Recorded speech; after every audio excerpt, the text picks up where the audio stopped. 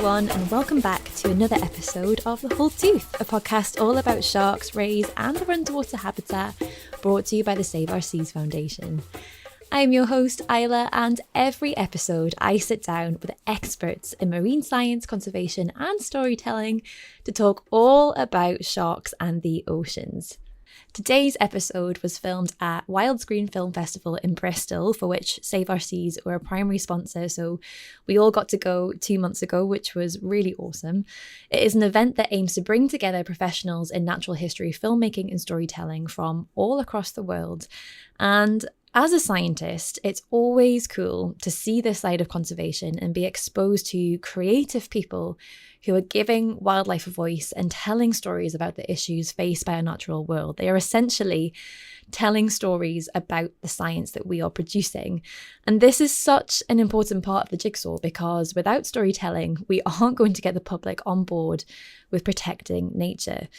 And I am so excited because my guests today are not only incredible filmmakers at the very top of their game, with so many insane stories to tell, but they have also worked on the biggest landmark natural history series of the last 10 years, including Blue Planet 2 and more recently Frozen Planet 2. I would argue that these programs have been instrumental in changing public perception and attitudes towards what's happening on our oceans. I remember when Blue Planet 2 aired for the first time, and all of a sudden everyone was talking about microplastics and human impact on our oceans, and as a marine scientist, that was just so incredible to see. And a lot of what we're talking about today is how to communicate big, potentially quite scary and very complex environmental issues like climate change and the biodiversity crisis in a way that engages and empowers people rather than cause them to panic and switch off the TV. And my guests today are absolute experts in that topic. They are producers and filmmakers Yoland Bosiger and Rachel Butler Scott. Both of these women have seriously impressive career histories and have spent so many hours underwater filming wildlife. I think Rachel spent 600 hours underwater during the filming of Blue Planet 2, and they have dived and worked in some of the coldest and most remote places on Earth. They both started out at university, Yoli studying a combined degree in marine biology and law at James Cook University in Australia, and Rachel a BSc in biological sciences from Oxford. In 2012, Yoli was awarded the prestigious Rolex Scholarship, which allowed her to dive all over the world and gain experience collecting data in the field. She also worked as a polar dive guide, which sounds pretty darn cool, if you'll excuse the pun.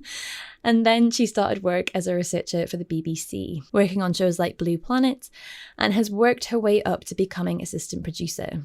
Yoli worked on the episode Frozen South for the Frozen Planet 2 series, and was part of the team responsible for the incredible Weddell seal sequence, where she had to dive under sea ice using a rebreather, which is the first time that equipment has ever been used in that part of the world.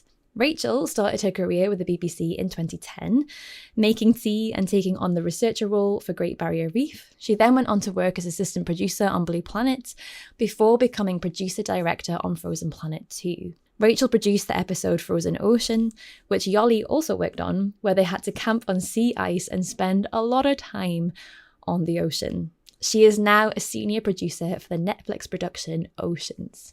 To be completely honest, I think my jaw was on the floor for most of this episode, just hearing about some of their incredible tales from the field.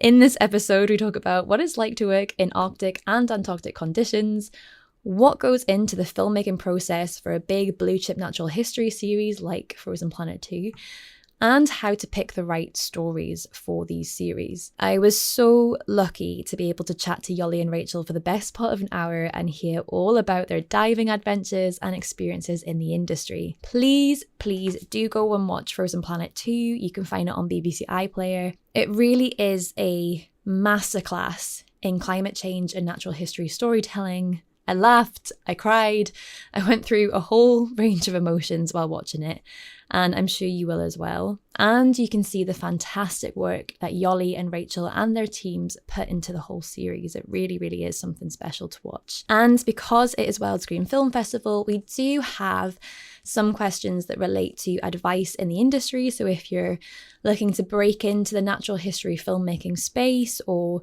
you're trying to move from being a researcher into a producer role, then Yoli and Rachel do have some really good advice for you. So make sure you listen out for that. Okay, grab all of your thermal gear because where we're going, it's really cold, a toasty beverage, and let's dive in to our episode.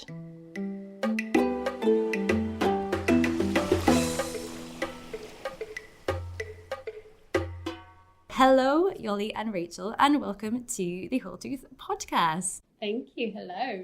Thank you very much. We're so lucky to have you both because I know you're extremely busy bees and we're just at the end of Wildscreen. It was fun, but we're extremely lucky to have you, and I very much appreciate you guys taking the time to chat to us. I cannot wait to talk to you all things underwater filmmaking, Frozen Planet, Blue Planet, everything. I'm very, very excited. But we are going to start the podcast with a question that we ask every single guest. What is your most memorable experience in the ocean? So Yoli, I will come to you first on that one. Oh, thank you very much, Isla.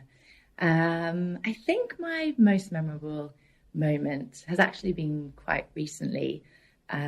We were in the middle of the ocean, 10 kilometers from the nearest land, and I had approximately 50 false killer whales coming around me, with thousands of bottlenose dolphins and loads of sharks.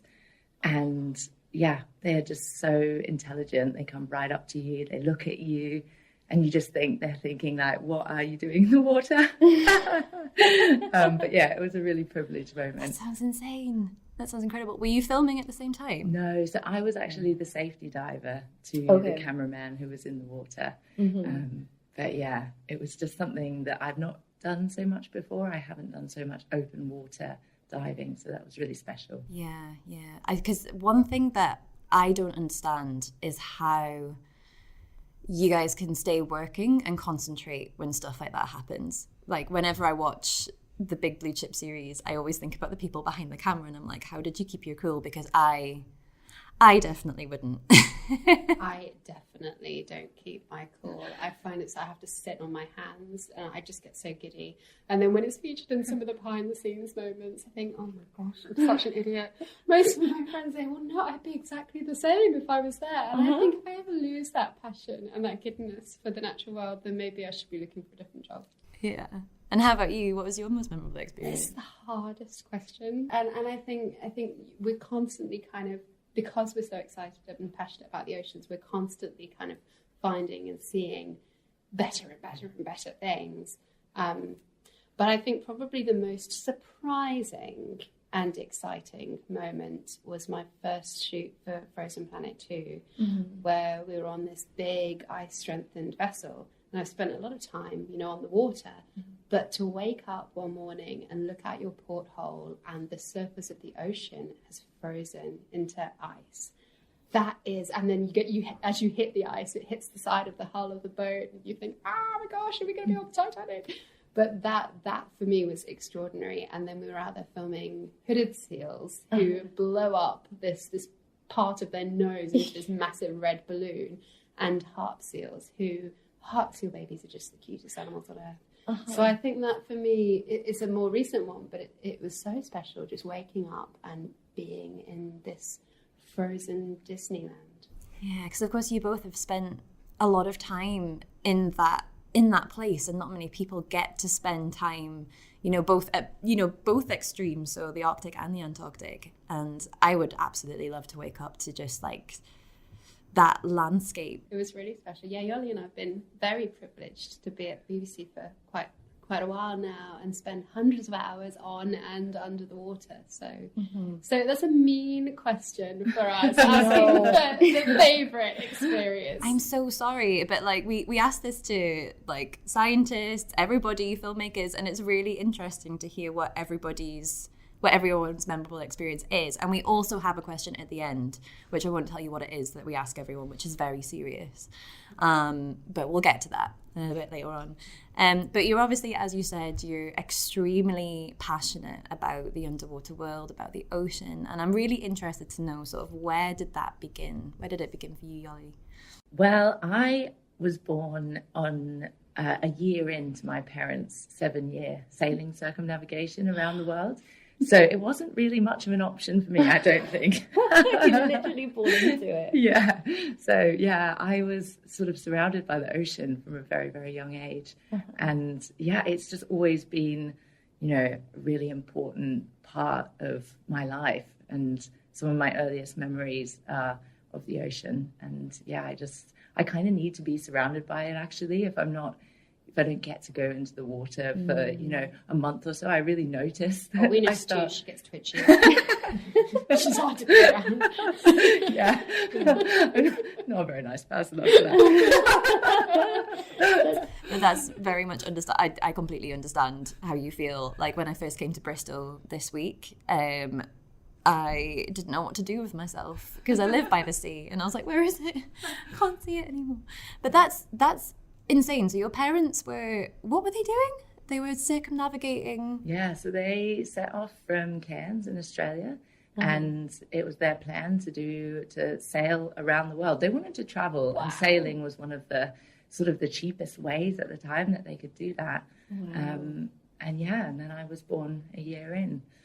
And so I spent 6 years of my childhood on a boat. Did they make it all the way around? Yes, they did make it. And my sister was born in Fiji 4 years in. That's crazy. So, yeah. So where were you born? Were you born on the boat? I was born in Cyprus, which, at the time was one of the safest places to have a baby in that part of the world. It was a little bit scary for my mum, I think. Imagine. But I made it. And luckily I was a fairly good, you know, water baby and boat baby. I can imagine it would have been quite scary if you had a child who wanted to just get off the boat all the time. But I was, I think, fairly well behaved. And what an experience to be 6 years old and having had that, 6 years already of experience kind of on a boat, getting your sea legs. I can't even, because I was a seasick child. Which is a bit mental now that I work, at sea most of the time. But what an incredible growing up experience to have. I'm not surprised that you ended up in the field that you're in. It puts go and sit in the naughty corner on a whole nother level. It does. Yeah, I was going to say, what did they do if you were naughty? There's sharks in the water, Yoli. Walk the plank. I don't know, actually. My sister was kind of naughtier than me, and she was actually really seasick on the boat, so it was quite hard. Yeah, it's interesting because it goes to show that it's not necessarily something that, it's not genetic necessarily. So, yeah. That makes me feel better, because I always used to feel like there was something wrong with me because I was seasick and I really wanted to be in the ocean. Do you? Yeah. How do you cope with it? Lying horizontal, full tummy of food, headphones on. Oh, really? Yeah, and normally after a day or so, I find my sea legs. But first day, I'm normally throwing up. Yeah. My sister is like that too. So she just ended up sleeping a lot whilst we were sailing and traveling. Yeah.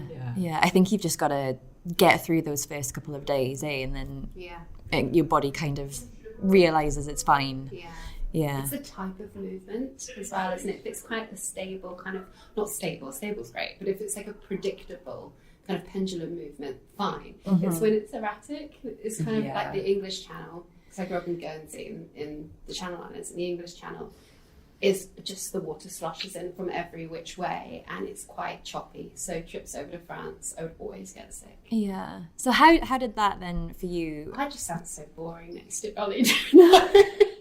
I don't know. I was born in Manchester, actually, but I grew up in Guernsey in the Channel Islands. So again, Guernsey's such a tiny island that you can stand on top of a hill and see ocean on all four sides, which is lovely. Yeah. So I spent every day in the summer on the beach rock pooling, and just had a fascination of the ocean since being a little girl.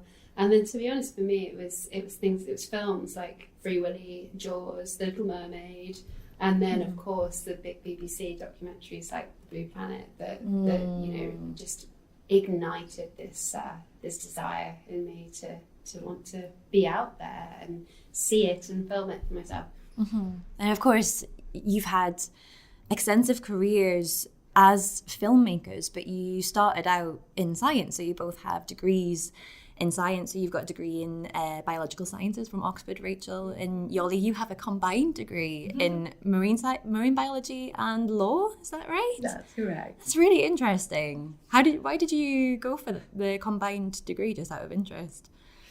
Yeah, it's an interesting question. I think because I grew up where I did. So when my parents finished their circumnavigation, we stopped in Australia in a place called, just north of Cairns, called Port Douglas. And in that area, there's a lot of people that spend a lot of their time diving. So I started diving, and I started snorkeling and actually working in diving from quite a young age.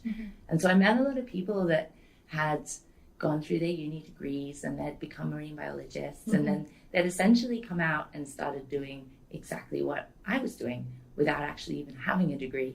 So I think for me, I also knew that I really, I was quite passionate about protecting the ocean. Yeah. And so I thought that actually studying law might be a really good way of being able to do that, and to protect particularly the areas around where I grew up in Port Douglas. So that was the reason. But in the end, even though it's, I think, an amazing way to make an impact, I think the practicality of actually working in law was not maybe something that I wanted to do as much. Sitting in front of a computer all the time. Just didn't end up kind of working out. But I finished the degree, and it has actually been extremely useful, surprisingly, for what I do now. Yeah. Very, very good segue, because that is my next question is, what aspects of your degree and the science, that your experience as a scientist, have you taken forward into filmmaking? Yeah, so I guess science-wise, I studied marine biology with the law, which was really an interesting combination to be doing at the same time. But in terms of my science degree, I use it every day in my work. And that, I started out, both me and Rachel, we started out in this industry as researchers. I started as a tape monkey, actually. Did you? Back in the day when we were still filming on tape. And I was making teas and coffees and started as a tape monkey. What is a tape monkey? Like a runner. We called them tape monkeys back then, because it was like, you're the one, running the tape back to the storage and making teas and coffees. So that was my foot in the door. And then I worked my way up to being a researcher about 6 months later.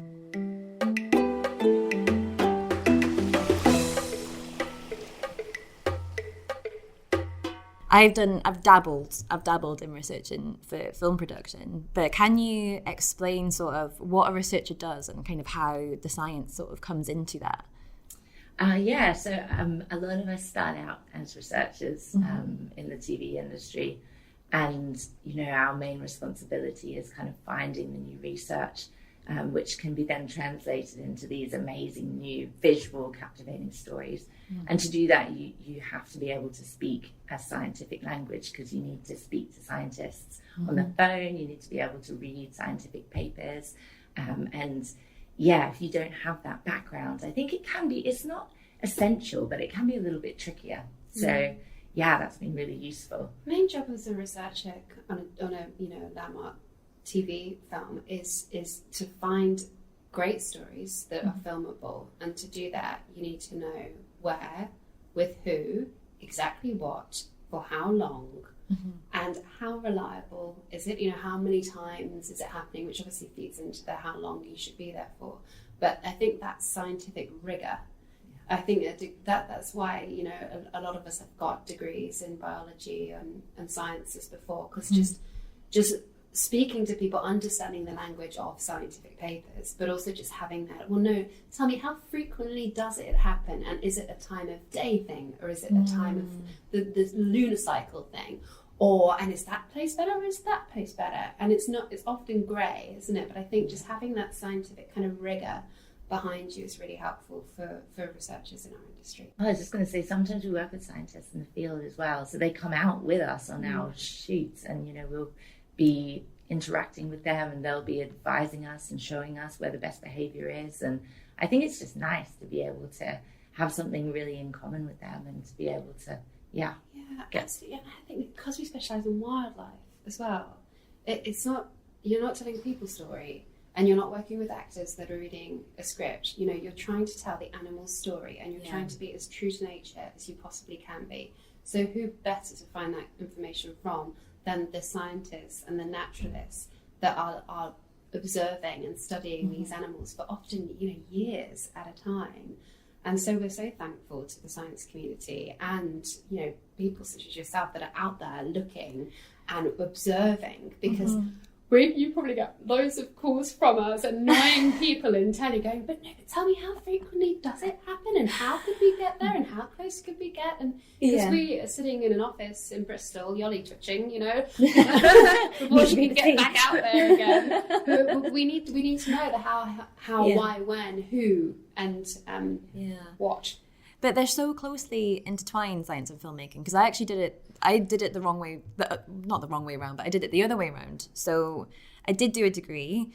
I went into researching for film production, and then I went down this, further down the scientific route. So now when filmmakers get in touch with me, I kind of understand what it is that they want, because I think it's quite difficult sometimes as a scientist to understand how film and TV work, right? Because you've got science is so rigorous and you take the emotion out of it, and you're always taught right from the beginning that it's got to be very logical and this is just what happens. Whereas with film and TV, you've got to have a story to it. And I think the two of them work really, really nicely together, because, the areas where science lacks, which is getting people engaged and interested.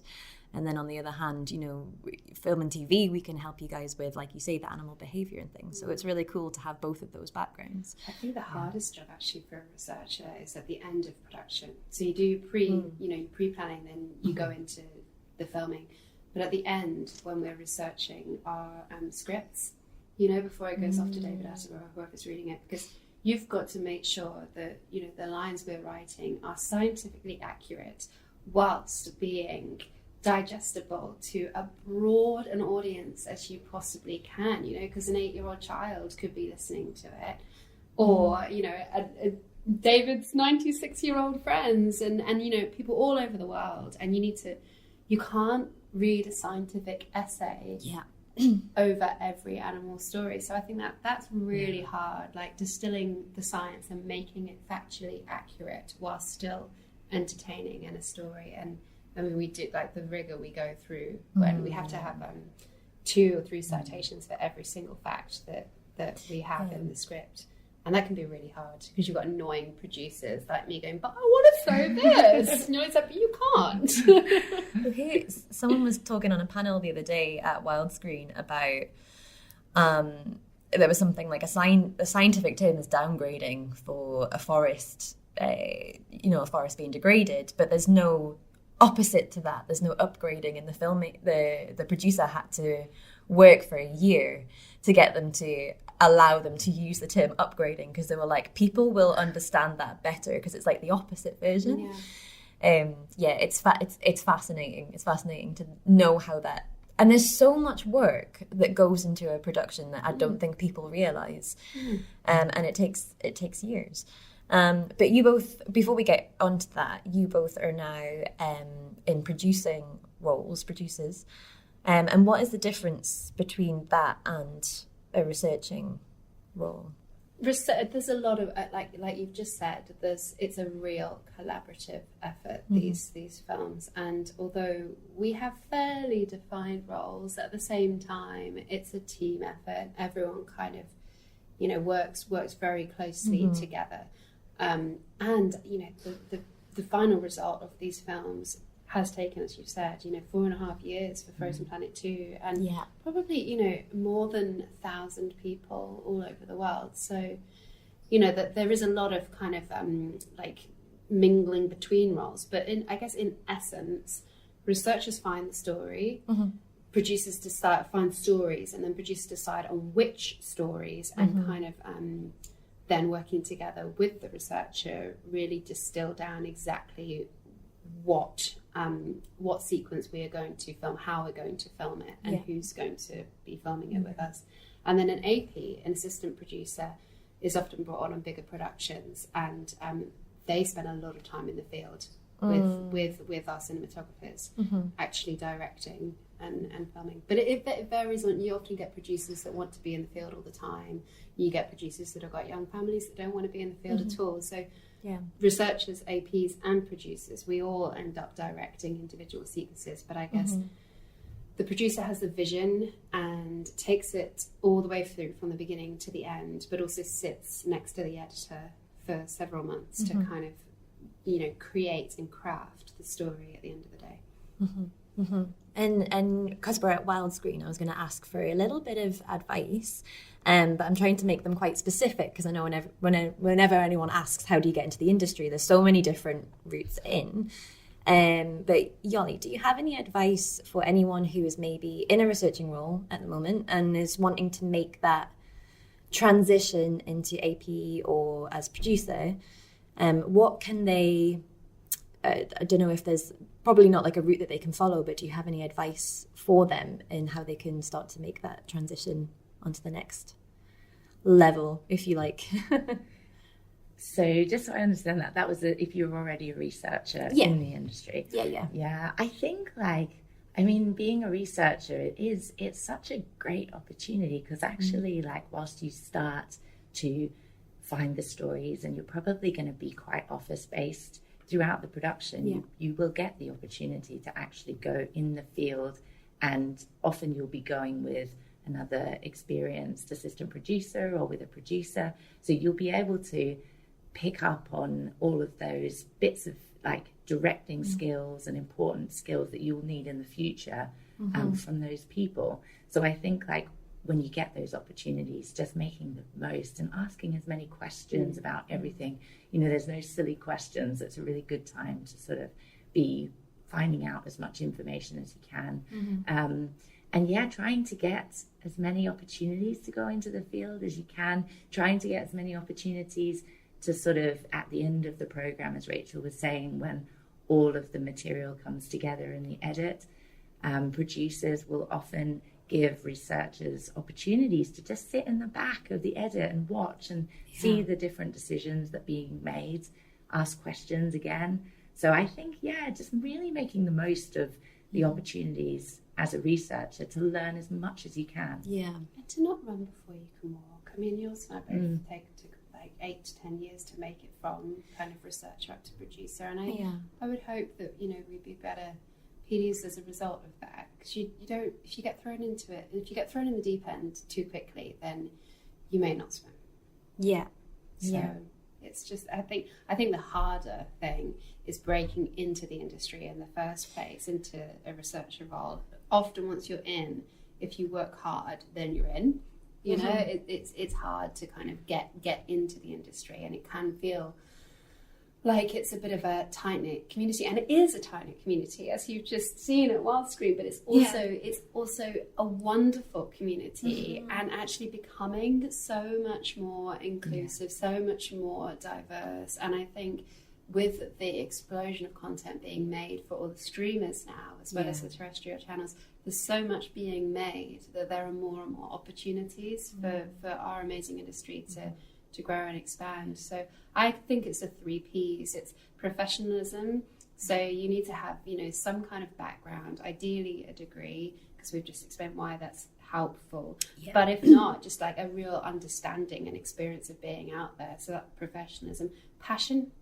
Because if you're sitting on a boat for a month waiting for something to happen, you need to be passionate about being out there. And also persistent, because you can't, you know, like you can't just expect a job to land on your lap. Like you have to work hard, watch the kind of shows that you want to work on, you know, try and really interrogate, well, why is that good? Or why didn't that work? So watch shows, email people, contact people through social, through LinkedIn, volunteer, you know, come and volunteer at things like Wildscreen, you know, get out. If you want to make films about wildlife, get yourself in wildlife. And that could be studying a frog in a pond in your garden, or it could be going for, you know, walk in the park to see if you can spot birds, or if you're lucky enough, like you are, to live by the sea, it's, you know, get down and go rock pooling, or get out on the boat and find a way. You know, if you want to make films about wildlife, you need to know wildlife. So the 3 Ps: professionalism, passion, and persistence. I really agree, because it's like, I think that field craft that you learn from spending a lot of time, you know, in the environment, just observing animals, it ends up being so useful when you go out on shoots, because it's interesting, like you get sent out there and sometimes you'll have a scientist with you who can help you to sort of point out the behavior and when things are happening, but sometimes you'll just be sent out to a place and it's really up to you to spot those whales, or to know what behavior is going to happen when. And so it's that kind of field craft that you learn early in your science degree, or just by being out in nature, which I think will be the difference sometimes between whether you get the sequence or not.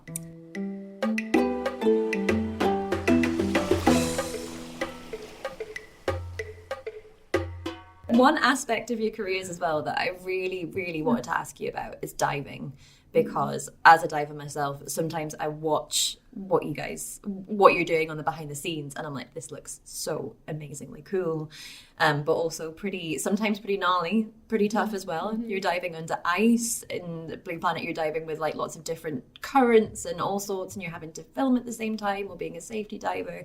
There's lots and lots of stuff going on. But my first question, this is similar to the memorable experience one, and I know you're both going to hate it, but is there anything that you've captured underwater, like throughout your careers, that particularly stands out? So Rachel, I'll come to you first. Sorry. It's so hard. I mean, I think particularly because of the subject of this podcast, it has to be I worked on a series called Shark for the BBC. A good few 2015, I think it was released. And when we first went into production on that, I was scared of sharks. And by the end of it, I just had nothing but respect and admiration and fascination for them as a group of animals. And so I think, we were filming great whites in Guadeloupe, out of a cage. But instead of, telling a story about predation and teeth and biting and hunting, we were telling a story about communication and how, the subtleties of their movements and their interactions with one another is, a form of a pecking order and communication within that shark community. And I think that series as a whole was it was an amazing experience, because, like I said, I did go from being pretty terrified to diving in shipwrecks, coming face to face with ragged-toothed sharks, diving with great whites, diving in and amongst hundreds of reef sharks and remote French Polynesian atolls, and then also filming wobbegongs and walking sharks. I love wobbegongs. Pajama sharks and all the gorgeous little awesome baby lemon sharks, filming all the shark stories and species that never get the press, and they were the coolest. So sorry, that was very long and not really just script, but sharks in general, I think I'm most proud of. You never have to apologise on this podcast for going off on a shark tangent. We're always happy to talk about sharks. And I love wobbegongs. They're some of my favourite groups of sharks ever. They're so cool. I love the way that Yoli says wobbegong. Wobbegong. So much better in an Australian accent. It is. I went off on a whole a thing the other day, because one of the things I do for Save Our Seas is write shark fact files. So we're trying to get through every single species of shark and write a fact file about them. And I went down a whole rabbit hole about just how many different species of wobbegong there are and how great their names are. So there's many species of wobbegong? I don't know how many there are in total, but I do know there are ones called the floral banded wobbegong, which sounds like something out of the 70s. Wow. And there's the tasseled wobbegong as well, which has his little They're awesome. chin attachments or whatever they're So called. awesome. So cool. We love sharks. Anyway, I will not go down that route, as we'll be here all day. Yoli, how about you? Is there anything that you've captured underwater that stands out to you? Yeah, it's really tricky. I think probably because I grew up in tropical North Queensland, and I've sort of been, very, very used to warm tropical diving. Coming onto Frozen Planet 2 was always going to be quite a big challenge. Yeah. And I knew as when I joined the production that I would absolutely love to go somewhere in Antarctica and film under sea ice. And that was an opportunity which ended up coming to fruition with the Weddell seal sequence. Yes. For the Antarctic episode. And yeah, it was just so amazing to be able to go under the ice. It's a meter thick ceiling of ice with all sorts of amazing, features like caves and caverns and brinicles, and it's just so beautiful. And yeah, it's the coldest water on Earth. It's extremely cold. It's -2 degrees Celsius. So I think for me, like just having achieved that, I don't know whether I'll ever do that again. I don't know if I necessarily really want to do that again, but it's very memorable. And I'll definitely never forget that. And I feel kind of proud that I managed to do that. You should. Yeah. You should. It's insane. One of the best sequences of the whole series. It's when so that male comes in and it's like the sound. How did it feel like being in the water? Sorry, I'm not. No, that's fine. You go for it. Yeah. How did it feel being in the water? Like, was it really loud? And what did it feel like being under the water with these animals doing such showing incredible behaviour? Yeah, it was amazing. They're so loud, and it actually creates, like, it reverberates through your whole body when they make that noise. Yeah. They have a sound as loud as a jet engine. Like, it's really amazing, really powerful. And we were able to capture a lot of the natural sounds. We hooked up a little hydrophone to my cameraman's camera, and so we were able to film the sounds that the seals were making in real time, which was really, really cool. Yeah. Wow. I mean, it's such an incredible sequence, and also the sequence with the harp seals as well in Frozen Ocean. Like, both of them are so beautiful to watch, because that scenery when it's like under the ice and you've got the kind of blue color, but you've also got the seals like interacting, got the babies as well, and the noises that the Weddell seals make it's crazy as a viewer, and I can't imagine what that would have been like to actually experience there underwater at the same time. I should say that the common factor with those two sequences was the fabulous cinematographer Hugh Miller filmed both of those in both poles, and he is such an incredible cameraman. He really is. He's a machine in terms of, I don't know how he doesn't just freeze, because I would turn into an absolute ice cube if I spent the amount of time that hours under the ice, and in very different landscapes, because Yoli's shoot was under this ice ceiling where you had ice holes that you were going up and down to get back to air.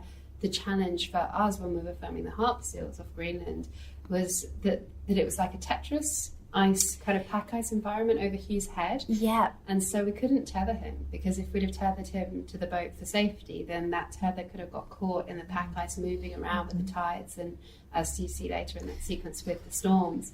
And so, he just had to be super vigilant with Justin. Justin was down there with him. Was it Justin Hoffman? And on both shoots. Both shoots again. What a super team those guys are. And Justin, as well as capturing some fabulous behind-the-scenes material, also just kept them both safe down there. Because I was going to say, because you see it in the behind-the-scenes as well, right, where the ice is moved and you can't get the vessel through. Yeah, that's a bit hairy. Which looks utterly terrifying, because You could, if the ice had closed in around us, we could have jumped off the boat and then kind of tried to jump from piece of ice to piece of ice back up to the big boat. Mm-hmm. But it would have been the end of our shoot, because that ice weighs tons, and it would have crushed the boat and sunk, £500,000 of camera gear that was on the boat. So it was a real threat, and there was no option of getting another one kind of flown out to replace it, because we were, a 6-day sail from the nearest town. So yeah, sometimes it is a little bit, it's not a walk in the park what we do. That shoot definitely wasn't any race. Though. I mean, what a privilege to look out my porthole and see Harps. It's like crazy. So amazing. They are the cutest things I've ever seen, especially the little babies. They're so adorable. But obviously, like Yoli, you said earlier that you transferred from tropical diving into that sort of environment where you're diving under ice. It's the coldest water in the world. So how do you prepare for that as a diver? I mean, even can you prepare for that? Yeah, I mean, one good thing I suppose for me was that I had actually, prior to Frozen Planet, I had done a little bit of diving in Antarctica already. I'd worked a little bit as a dive master. Mm-hmm. So I knew sort of what kind of clothing and equipment you would need for your typical Antarctic diving. Mm-hmm. But I think what was maybe different about Frozen Planet too, the experience that we had, was that we were diving, under this ice ceiling and in even colder conditions. So yeah, it was a lot of conversations with between the team, our team, and also the camera team. Hugh Miller had a huge amount of experience diving in this particular spot. So it was taking a lot of advice from him, everything down to how many layers you would wear in your undergarments to how thick your hood needed to be. So that was, a lot. That just took a lot of planning and time. Yeah. But I guess the thing we wanted to do differently with that sequence was that we wanted to take a different type of diving kit. So they're called closed circuit rebreathers, which recycle your oxygen, and you have the carbon dioxide scrubbed out so that essentially you can stay under the water for a long period of time and it doesn't produce any bubbles. Yeah. But they'd never been used in that particular location in Antarctica in those really, really cold conditions before. So we had to apply for the first ever permissions to use them with the Antarctic, the US Antarctic program. And luckily they'd actually tested some rebreathers. They tested 7 rebreathers the year before. And then I think with the experience that we had, they gave us the permissions to go down. But that actually meant diving the rebreathers in those cold conditions meant that we really had to practice in the UK. I had to get 30 hours of dives in prior to the shoot. And the main thing, I don't know if you would agree, Rach, but when you're diving in the cold, you have to wear really thick gloves. So it means that your dexterity, so your ability to actually operate your technical diving kit, is just so much trickier. So I had to just sit and practice in a pool and in a quarry, just doing the most basic things with my really thick gloves on. And they're just so basic, but it took forever. I didn't want to do it. I normally, you can't stop me getting in the water. And in Blue Planet 2, we filmed in colder waters. We filmed this cobbled eye fish for the opening episode that looked a bit like Donald Trump with his yellowy fins and his big blubbery chin, scaring all the women. Probably shouldn't say that, but I did. But we filmed that, and that was pretty cold. That was 4 or 5 degrees, and that was cold enough for me. Oof. And we were doing long dives with rebreathers, but the under ice stuff, I am not as strong as Yoli. I'm not as big a person as she is. I can't do it. I just can't. I've done under ice diving, and it's beautiful and it's wonderful. But when it comes to that extreme levels of diving, I will leave it to the Yolis and the Hughes of the world, and I will stay topside and help the help direct the camera team above the water.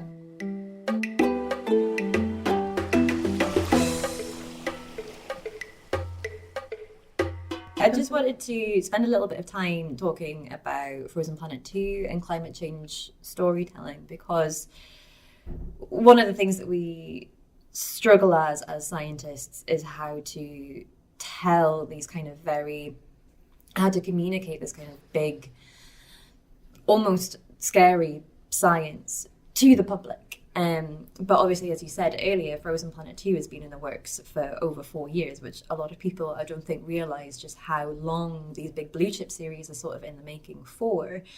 And so I was interested to know, Rachel, and maybe come to you first, what this process looks like. So how do you decide what stories that you want to tell in a series?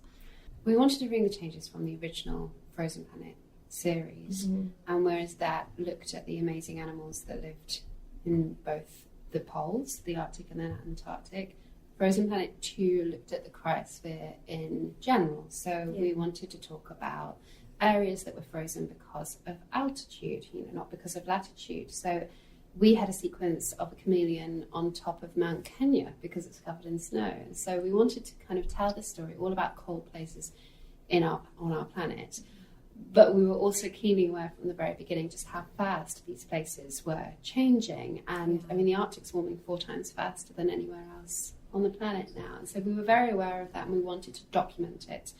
And so we worked with satellite companies, and we actually commandeered satellites to be able to take daily pictures over the scale of the 3 years, to be able to feature sea ice retreating from an area or a glacier retreating from a mountain.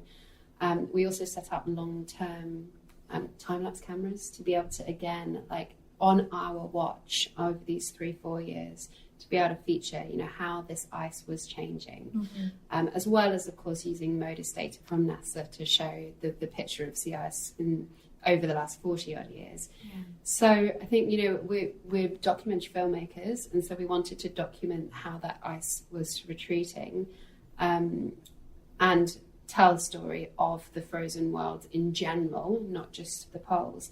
But in terms of the story selection, I think, we knew very early on that the climate change was very much going to be at its core. So we wanted to find stories that showed that rather than us saying it, so that people could actually viscerally experience and see how polar bears were having to swim for 10 days straight over 400 miles to reach land. How harp seals, that are normally birthed on these huge pieces of pack ice, are now, managing to just cling on, and sometimes not, on these tiny pieces of ice. And I can only really talk, specifically about my film, the Frozen Ocean film. But for that, I mean, it's a story about sea ice and how sea ice is so important to every animal and the people that live in the Arctic Circle. So, it might be important to polar bears because they hunt from it, important to harp seals because they give birth on it, important to skeleton shrimp because they use it as, as a food bank once the ice starts melting and that food is released. Important to bowhead whales because they use it as protection against, the predation threat of killer whales. And so every single sequence kind of spoke to sea ice, and that story particularly followed a very predictable narrative from winter, where it's ice covered, to summer, where current predictions are that the Arctic could become ice free as early as 2035, which is terrifying. So terrifying. Yeah. So that was a long answer, but we wanted to tell we wanted to make a contemporary portrait of what's happening in our frozen worlds today. Yes, and the viewer, you really get a sense that there's that urgency there. Like, so in some other places in the world, obviously we're seeing changes, but in the Arctic and the Antarctic, you're seeing changes quicker and more rapid. And you really feel, as a viewer watching that, you're getting the sense that it's happening now. It's affecting species now. It's a really real threat, Isla. I mean, most of the time when we're trying to decide as researchers, which story you go for, you're normally looking at the challenges that animals face in their life history. So finding a mate, growing up, migrating. And now one of those challenges for many of these animals is coping with the changing environment. Yeah. Absolutely. And Yoli, you assisted on Frozen Ocean, but also on Frozen South as well. Yeah. Both episodes are absolutely brilliant. I mean, I'm going to put links in the show notes to everyone who wants to go and watch the series. I would highly recommend that you do watch the whole thing. But those episodes are they're so beautifully shot, and the stories that you tell in them as well are... I cried, I laughed, all of these, a big full range of emotions. But what are some of the climate stories that you tell in Frozen South? Because that is obviously about Antarctica. Yeah, so I think coming off Blue Planet too, a lot of the team actually finished that series and then came on to Frozen Planet. Mm-hmm. And I think we sort of realized that, we want to tell these really emotionally engaging, amazing, captivating stories in order to get the audience to just fall in love with all of these creatures. But then also, we really wanted to tell the story of how these landscapes are changing dramatically. And in the Antarctic, one of the things that's really impacting that area is sort of changing weather conditions, which are causing increased rain to fall on the peninsula. And so one of the strongest stories, I think, in the Antarctic film is the one about the chinstrap penguins, which are being really impacted by increasing rains. These little chicks, they just can't, when it's raining rather than snowing, they can't stay dry. And we also have a story about wandering albatross, which these guys, females, feed in a completely different area to the males. Mm-hmm. And we think that potentially increasing winds, which is caused by by climate change, is making the females fly to a slightly different area where they're really being impacted by longline fishing. And this means that the females get taken way more than the males, and males now outnumber females 3 to 1 on one particular subantarctic island called the Antipodes. And it's just like really sad. It's a really, sad story about these males that basically can't kind of find females and are pairing up for companionship, which is like, it's a beautiful, I think it really all hit us as well, like whilst we were filming in the middle of this pandemic and COVID, they just wanted to have company and be able to kind of just share their time with, and even though they couldn't find a female, they're happy to sort of find like another male to share that time with. So but those are just some of the stories. I mean, there's so many big change stories, and it was quite, in a way, a challenge for my producer Orla Doherty to sort of work out which ones are going to fit our narrative and which ones would be the most impactful, make the biggest impact for the audience. And speaking about the narratives as well, because the chin straps is a really good example, because you start off with a little bit of humour, right? Because the chin strap's trying to pull a rock up a hill, and there's another one that's looking at it kind of like, what are you doing? And you sort of laugh at that, and then it goes into that story, and because you've been engaged and you kind of got to know them a little bit, and you're like, they're really sweet and funny, and then it's heart-wrenching when you get to the part about, these little chicks that are freezing and they're just shaking there.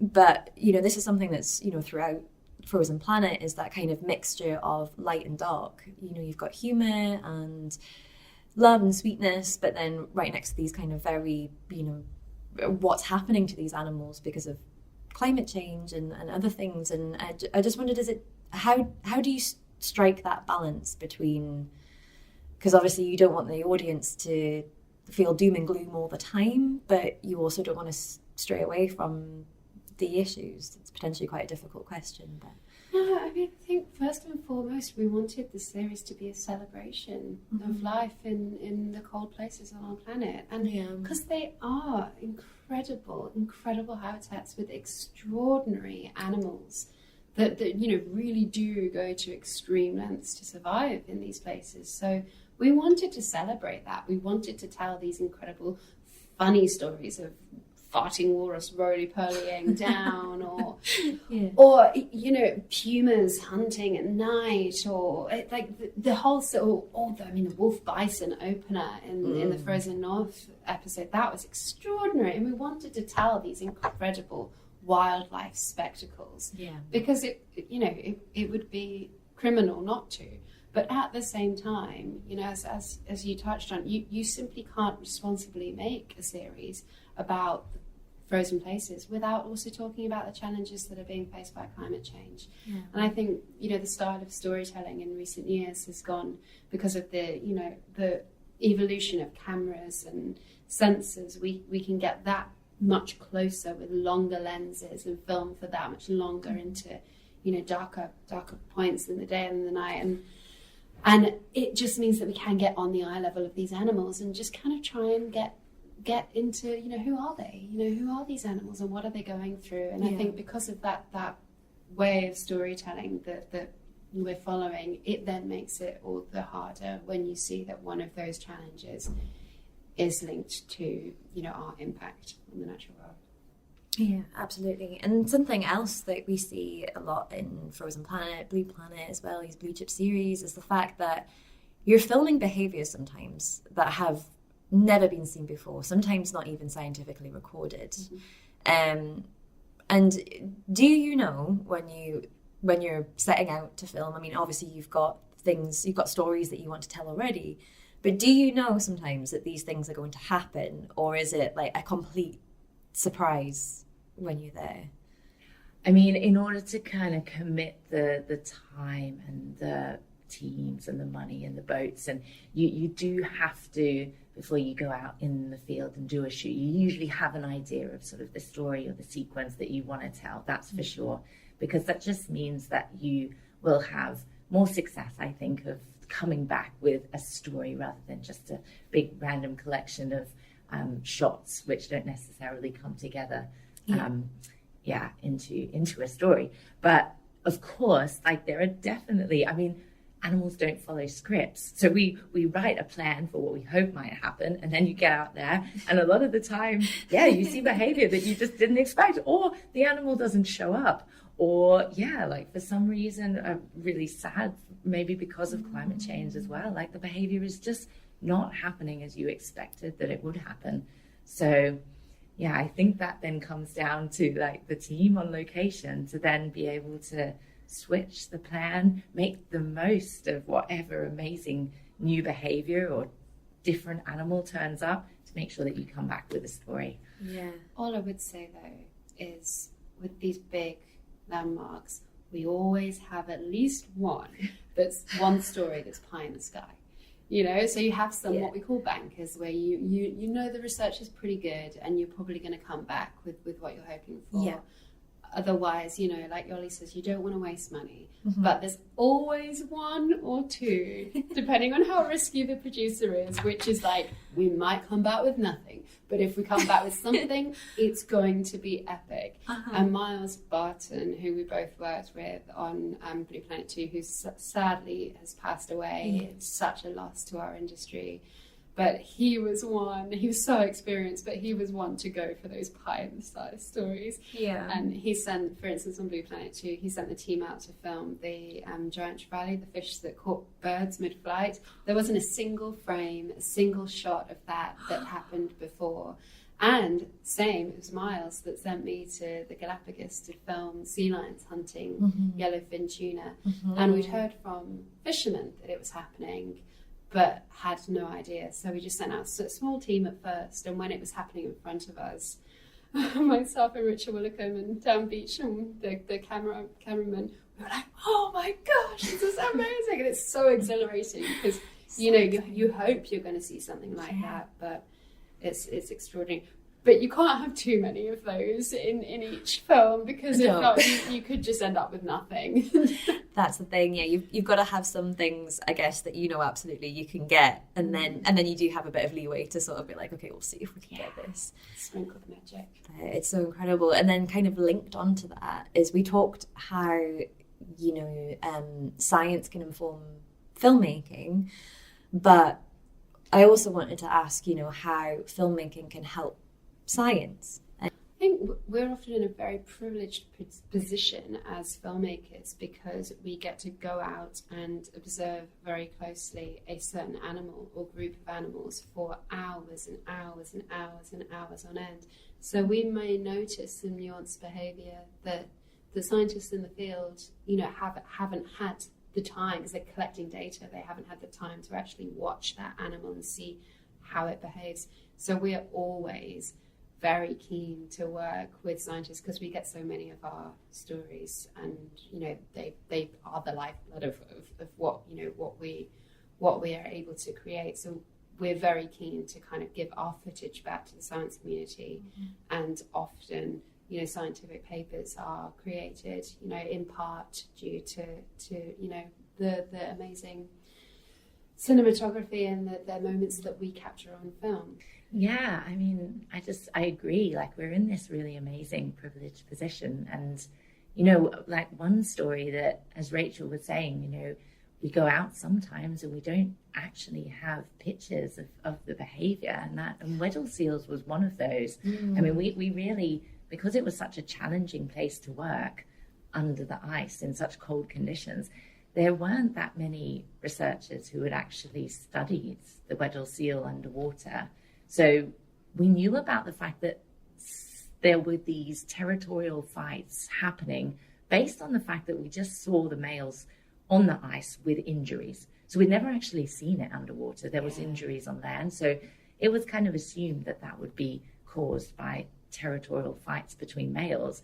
But when we spent the time to actually watch what was happening underwater, we found, and Hugh Miller and Justin Hoffman found, that actually what was happening was it was males coming in and attacking or trying to mate with females early, and then the females launching these full-blown attacks on the males. I mean, they were having absolutely none of it in order to protect their pup who wasn't yet weaned. So that's just an example of, like, we talked to the scientists after about that and whether they had ever seen it before, and they'd never seen it. And so I think actually this whole idea of male Weddell seals getting injured by other males in order to protect breathing holes and territories might not actually be the case. I think a lot of the injuries are caused by females. Yeah. And that's something that we were able to observe, which was really amazing. And yeah, I mean, there's lots of examples. Like, we did a shoot filming bumblebees for the Tundra episode, and we were really, really lucky to stumble on the first Lapland bumblebee nest. We had a big group of scientists out there with us, and through doing that and spending time trying to film the Lapland bumblebees, they were then able to investigate the nest, find out lots of information about what it looks like and what the bees actually, what their nesting behavior is like.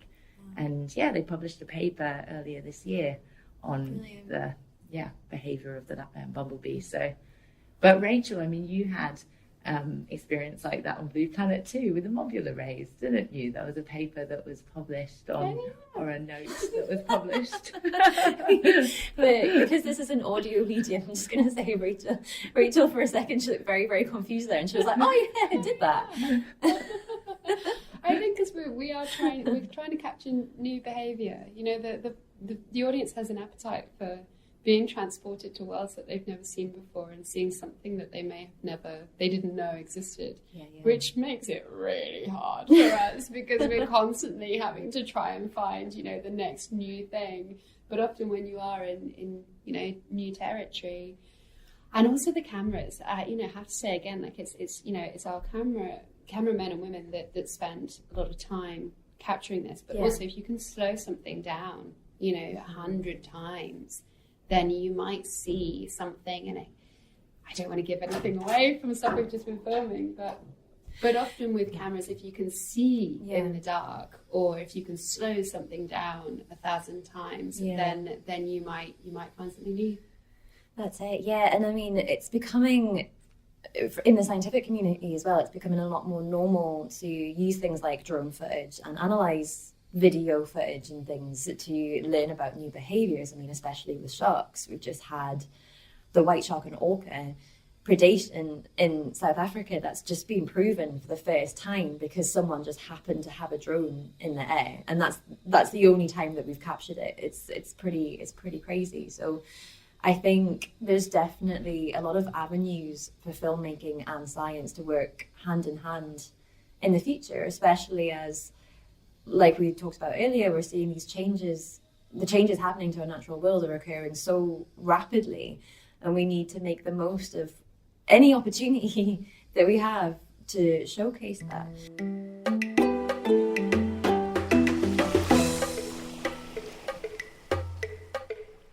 You have both been absolutely fantastic. But we do have one final question that we ask every guest on this podcast.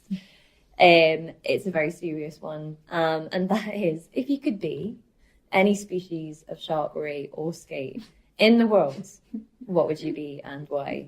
Yoli, I'll put you on the spot first. A thresher shark.